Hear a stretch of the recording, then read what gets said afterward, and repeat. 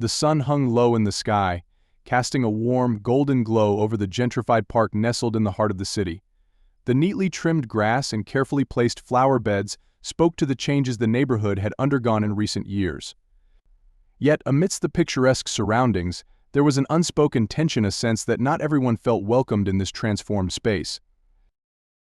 Amara Johnson walked hand in hand with her 4-year-old son, Noah, her heart full despite the lingering stare she often noticed. Today was about him, about letting her little boy revel in the innocence of childhood. Noah's eyes sparkled as they caught sight of the playground up ahead. "Mommy, look!" "The swings," he exclaimed, his excitement contagious as he tugged at her hand. Amara chuckled, her worries melting away, if only momentarily. All right, slow down, little man. We'll get there." The playground buzzed with the laughter of children, their carefree voices mingling with the rustling leaves and the hum of distant traffic. Noah dashed ahead, his small legs pumping with determination as he raced toward the swings. Amara followed at a leisurely pace, her smile softening as she watched her son's joy. "Push me, Mommy." Higher, Noah called, his tiny hands gripping the swing chains tightly. Amara stepped forward and gave him a playful push, her laughter joining his as he soared higher into the air. For a moment, it felt like nothing else mattered, just her, Noah, and the simple happiness of this fleeting moment. But as the evening light began to shift, casting long shadows across the park, a chill crept into Amara's chest. She glanced around, her eyes catching sight of 2 men leaning casually against a park bench nearby. Both wore police uniforms, their badges catching the sunlight, but their posture was far from official. One held a beer can, raising it to his lips, while the other laughed loudly at something he had said. Amara's heart sank. She averted her gaze, focusing back on Noah, but the warm comfort of the moment was already slipping away. Officers Derek Hayes and Bradley Cooper had made the park their unofficial hangout for the evening. Derek, a burly man with a perpetual sneer, lounged against the bench, his beer can balanced precariously on one knee. Beside him, Bradley sat with a smug grin, his eyes scanning the park lazily. "You see that?" Derek nudged Bradley, his voice dripping with disdain as he gestured toward Amara and Noah. "What do we got here? Somebody who doesn't know their place." Bradley chuckled, leaning back. "Guess gentrification's not keeping everyone out, huh?" Derek's smirk widened as he drained the last of his beer, crumpling the can and tossing it carelessly to the ground. "Let's go introduce ourselves. Maybe remind them where they belong." As the 2 officers approached, Amara felt their presence before she even looked up. Their heavy footsteps on the pavement, their casual laughter, everything about them exuded a dangerous confidence. She turned slightly, her posture stiffening, as they stopped a few feet away. "Evening, ma'am," Derek drawled, his tone feigning politeness but his smirk betraying his intent. His eyes lingered on her for a beat too long before shifting to Noah. "Out for a little stroll? Don't usually see folks like you around here." Amara's breath hitched, but she refused to show her discomfort. "Just enjoying the park with my son," she replied evenly, her voice calm despite the tension thrumming through her veins. Bradley chuckled, folding his arms as he leaned slightly closer. "This park's come a long way. Pretty fancy, wouldn't you say? Not sure it's your kind of place, though." Derek tilted his head, his gaze sharp and invasive. "You lost, ma'am? Or maybe you've got friends here who know the rules." Noah, oblivious to the growing hostility, looked up at Amara. "Mommy, who are they?" "It's okay, baby," Amara said softly, gripping his hand as her heart pounded. She met Derek's gaze, her voice steady but firm. "We're exactly where we're supposed to be." Derek's smirk deepened, his eyes narrowing as if daring her to challenge him further. "Well, isn't that cute?" he said, his tone dripping with sarcasm. "Let's see if you still think that when we're done." The weight of his words hung in the air, oppressive and suffocating, as Amara braced herself for what was to come. Amara sensed the shift in atmosphere before the officers even spoke. Their footsteps echoed louder as they neared, their beer cans swinging carelessly at their sides. Derek, the stockier of the 2, gave her a once-over that left her feeling stripped of dignity, his smirk a warning of trouble to come. "Evening, ma'am," Derek drawled, the faint slur of alcohol lacing his words. His partner Bradley leaned against a nearby tree, watching with a calculating gaze. Nice night for a walk, don't you think? Yes, it is, Amara replied evenly, gripping Noah's hand tighter. Just out with my son. We're about to head home. Derek tilted his head, mock curiosity flickering in his expression. Home? Funny I don't see too many of. You're kind around here after dark. Safety concerns, you know. Amara bristled but kept her voice steady. We're not bothering anyone, just enjoying the park. Bradley snickered, exchanging a glance with Derek. Not bothering anyone, yet he muttered loud enough for Amara to hear. The taunt hung in the air, and Derek leaned closer, his tone turning cold. See, the thing is, people like you don't usually belong here. Makes folks uncomfortable. Maybe it's time we taught you a little lesson about respecting boundaries. Amara's pulse quickened, but she forced calm into her tone. I don't want any trouble, officers. My husband will be here soon. Derek raised an eyebrow, feigning surprise. Your husband, huh? And who might that be? Captain Malcolm Harris, she said, summoning every ounce of steadiness she could muster. Derek's face twisted into an incredulous grin. Captain Harris?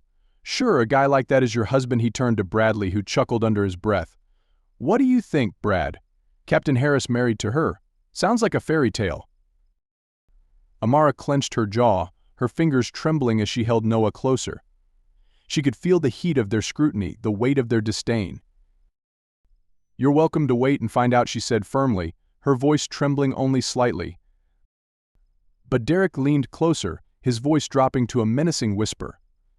Let me give you a tip, sweetheart. Men like Harris don't show up for women like you.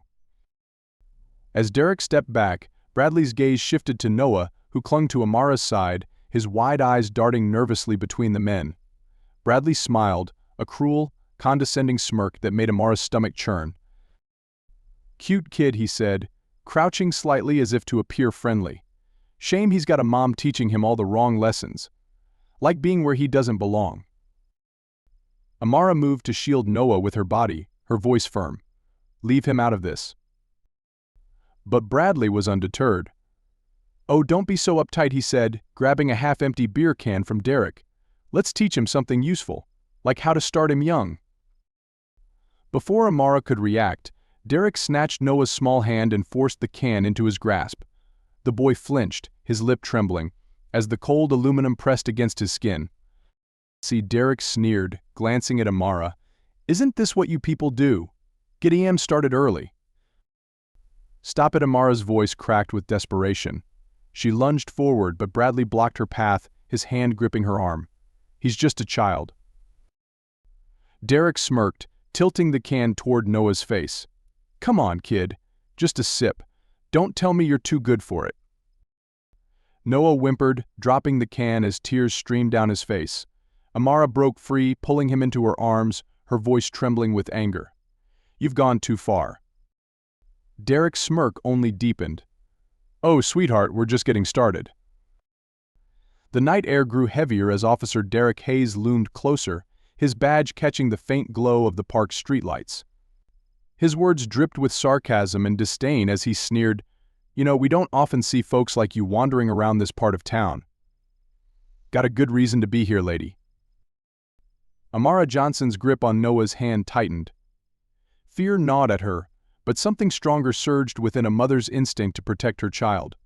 She straightened her back, locking eyes with Derek. We have as much right to be here as anyone else. She said firmly, her voice steady despite the pounding of her heart. Officer Bradley Cooper chuckled darkly behind Derek, leaning casually on his baton. Oh, she's got a mouth on her. Maybe we should teach her some respect. Noah's small frame quivered beside her, his wide eyes darting between the towering officers and his mother. Amara knelt down, meeting her son's frightened gaze. It's okay, baby, she whispered, brushing a hand over his curls. Mommy's got this. Standing again, she glared at the officers. Is this how you serve and protect? Intimidating mothers and their children? You should be ashamed. Derek's smirk vanished, replaced by a cold glare. You're under arrest, he spat, grabbing her arm roughly, for being where you don't belong. Let go of me, Amara snapped, struggling against his grip. She refused to let them see her tears, but her voice carried the weight of both fear and fury. "You're harassing me because of my skin. Admit it." Her defiance lit a fire in Derek's eyes. "You people always play the victim," he snarled, yanking out his cuffs. "Let's see if you can talk big down at the station." Just as Derek began snapping the cold metal cuffs onto Amara's wrists, a deep voice cut through the oppressive tension like a blade. "What the hell is going on here?" All heads turned. Captain Malcolm Harris strode into the scene, his towering frame exuding authority. His badge gleamed against his dark uniform, and his eyes burned with barely contained fury as he took in the sight before him, his wife restrained, his son trembling. Amara's voice wavered with relief. "Malcolm." Derek hesitated, his grip on Amara loosening for a moment before tightening again. "Captain," he said, feigning indifference, "we've got this handled. You're off duty." Malcolm's voice was low, but it carried the weight of a thunderstorm. "By handcuffing my wife and terrifying my son. Explain yourself. Now." Bradley shifted uncomfortably, while Derek squared his shoulders. "She was resisting," he snapped. "She doesn't belong here, and she refused to comply." Resisting, Malcolm's words sliced through the officer's weak defense. "By walking with her child? By standing up to your blatant harassment?" "This is none of your business," Captain Derek said dismissively, his smirk returning. "Maybe you should let us do our jobs." Malcolm stepped closer, his presence overpowering. "Your job," he thundered, his voice commanding the park. "Your job is to protect and serve, not to abuse and demean. Release her, now." Derek hesitated, his jaw tightening as he muttered under his breath, "This is why the force is going downhill. Too many like you calling the shots." Malcolm froze, his eyes narrowing. "Too many like me," his tone was razor sharp. "Are you implying that black officers don't belong in positions of authority?" Derek's silence was answer enough. Malcolm didn't flinch. Instead, he pulled out his phone, recording the scene. "Let me remind you of our policy. Officers must act with professionalism and integrity, regardless of personal biases. What you've done tonight violates every code we swore to uphold." Bradley paled, his bravado crumbling.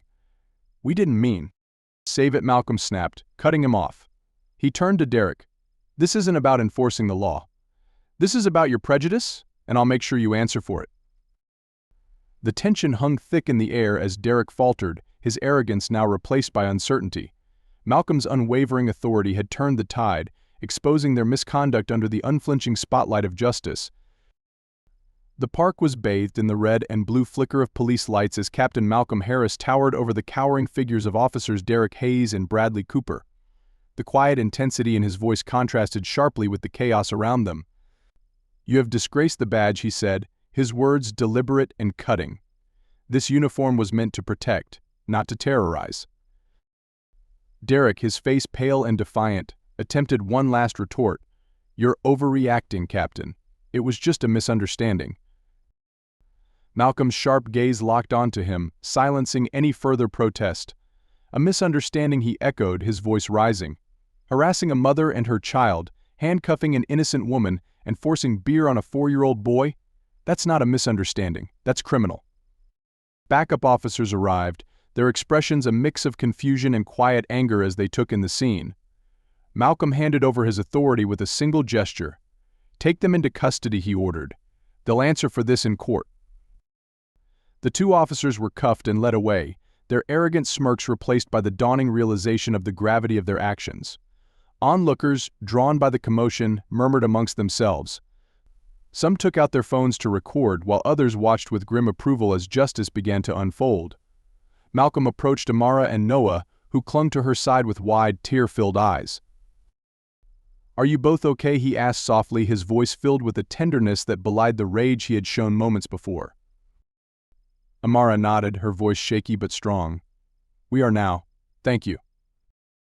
Malcolm knelt down to Noah's level, his stern expression softening. "You're safe now, little man," he assured, placing a comforting hand on the boy's shoulder. "Nobody will hurt you again." Noah nodded silently, his small fingers clutching Amara's dress, as the weight of the moment began to lift. The trial of Derek Hayes and Bradley Cooper became a national spectacle, a flashpoint in the ongoing fight against racial profiling and systemic racism. The courtroom was packed, not just with journalists and lawyers but with community members who had grown tired of being silenced. Amara's testimony was the centerpiece of the prosecution's case. Standing at the witness stand, she recounted the events of that night with a quiet strength that held the room captive. "I felt powerless," she admitted, her voice trembling but firm. "Not just as a mother but as a human being. They looked at me like I didn't belong, like my son and I were less than." She paused, glancing at Malcolm and Noah in the audience. "But I realized that I couldn't let their hatred define me or my family. No one should have to go through what we did." The courtroom fell silent, her words echoing in the heavy air. Even the defense lawyers seemed momentarily subdued. Malcolm's testimony followed, delivering a scathing critique of the culture that allowed such officers to thrive. "We cannot ignore the systemic issues that lead to incidents like this," he declared. "It is our responsibility to hold each other accountable, to ensure that the badge stands for justice, not oppression." The judge's verdict was clear. Derek and Bradley were found guilty on all charges. Their sentences sent a powerful message, but the impact didn't stop there. Malcolm worked tirelessly with city officials to implement reforms, including mandatory bias training and stricter accountability measures for officers. Community leaders praised his leadership, calling it a turning point in rebuilding trust between law enforcement and the people they served. Months later, the Johnson family returned to the park where their nightmare began. The air felt different this time, lighter, as if the shadows of that night had finally been chased away. Noah ran ahead to the playground, his laughter echoing against the trees. Amara watched him with a quiet smile, her hand resting in Malcolm's. "He seems happier," she said softly, "like he understands that things are different now." Malcolm nodded, his gaze fixed on their son. "He's learning that the world can be cruel, but it can also change." Amara glanced around, noticing other families, Black, white, and Latino, enjoying the park together. It was a small but meaningful sign of progress. "We made a difference, didn't we?" she said. "We did," Malcolm affirmed. "But it's just the beginning." As they walked, Noah tugged at Malcolm's hand. "Daddy, are the bad men gone now?" Malcolm knelt down, looking his son in the eye. "Yes, son, they're gone. And we'll make sure they don't hurt anyone else."